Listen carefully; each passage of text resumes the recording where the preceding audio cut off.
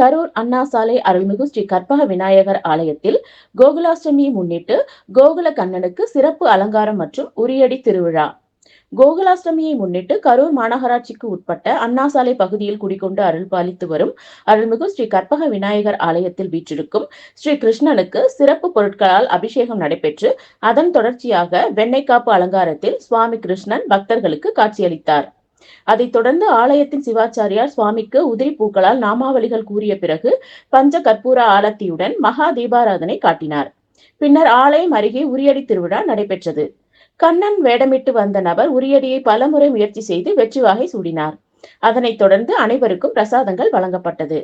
கரூர் அண்ணாசாலை அருள்மிகு ஸ்ரீ கற்பக விநாயகர் ஆலயத்தில் வீற்றிருக்கும் ஸ்ரீ கிருஷ்ணன் சுவாமிக்கு கோகுலாஷ்டமியை முன்னிட்டு நடைபெற்ற சிறப்பு அலங்காரம் மற்றும் உரியடி திருவிழாவை காண ஏராளமான பக்தர்கள் ஆலயம் வருகை தந்து சுவாமி தரிசனம் செய்தனர்.